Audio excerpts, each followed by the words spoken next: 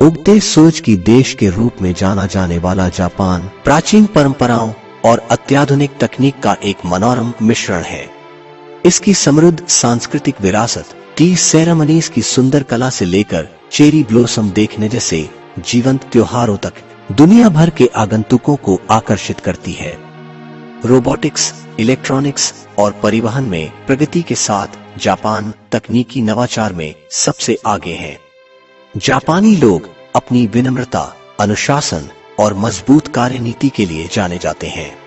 तो चलिए दोस्तों, इस वीडियो में हम कुछ ऐसी अनोखी, हैरान करने वाले बातें जानेंगे जिसके लिए जापान दुनिया का सबसे बेहतर देश के रूप में माना जाता है।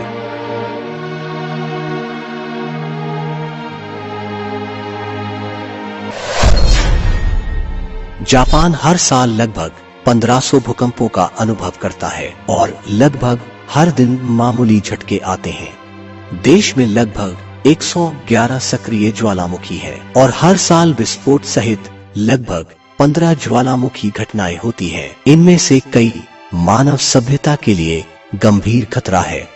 जापान रिंग ऑफ फायर में स्थित है, एक ऐसा क्षेत्र जहां महाद्वीपीय और महासागरीय प्लेटें मिलती है। इस वजह से यह इस सदी की 10 सबसे खराब प्राकृतिक आपदाओं का देश है।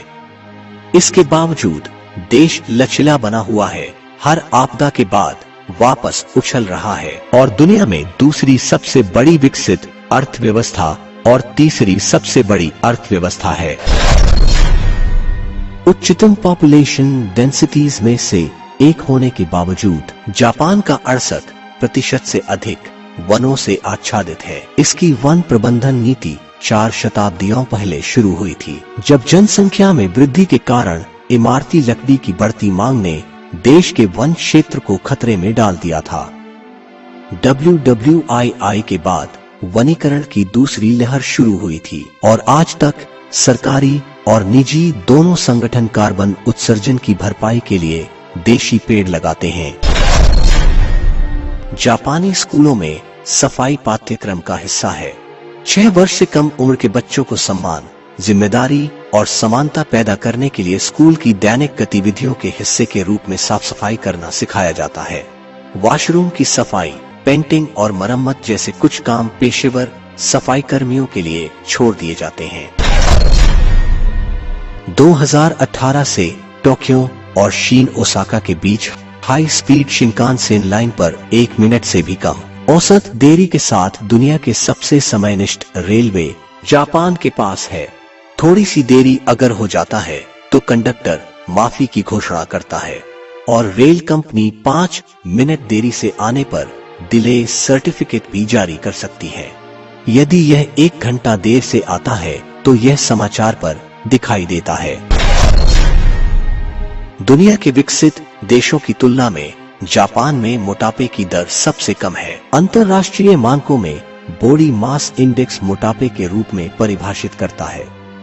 सन 2019 तक अमेरिकियों के 36.2% की तुलना में केवल 4.3% जापानी मोटापे से ग्रस्त है। सन 2008 में जापान ने मेटाबोलो के रूप में जाना जाने वाला एक कानून पेश किया है, जिसमें 40 और 75 के बीच के नागरिकों को डायबिटीज और स्ट्रोक जैसी मेटाबॉलिक डिजीजेस के प्रसार को रोकने के लिए वर्ष में एक बार अपनी कमर को मापने की आवश्यकता होती है। यदि वे ऐसा नहीं करते हैं तो उनके नियोक्ताओं पर जुर्माना लगाया जाएगा। जापान में 5 मिलियन से अधिक वेंडिंग मशीनें हैं। यह देश के प्रत्येक 23 लोगों के लिए लगभग एक है। जापानियों को ऑटोमेशन इतना पसंद है कि आप गर्म और ठंडे drinks, hot dog, comic books, toilet paper, छाते, इंस्टेंट रेमन, चावल, केले और यहाँ तक कि ताजे अंडे सहित लगभग किसी भी चीज के लिए एक वेंडिंग मशीन पा सकते हैं।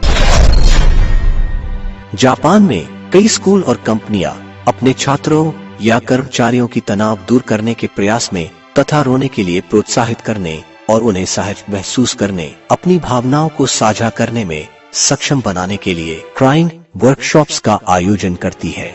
कंपनियां एक रोते हुए सुंदर आदमी को काम पर रखती हैं, जो उदास वीडियो दिखाता है और प्रतिभागियों के आंसू पोंछता है। हर स्कूलों में एक पेशेवर होता है जिसे नमिदा सेंसी या टीयर्स टीचर के रूप में जाना जाता है, जो रोने के बारे में गतिविधियों और व्याख्यानों की मेजबानी करता है। जापान में 3 साल की उम्र के बच्चे खुद स्कूल बस की सवारी करते हैं और 5 या 6 साल की उम्र में वे सार्वजनिक परिवहन का उपयोग करना सीखते हैं या अपने माता पिता के बिना स्कूल तक पैदल जाते हैं। स्कूल और माता पिता बच्चों को ये कौशल सिखाते हैं ताकि वे स्वतंत्र और आत्मनिर्भर बन सके।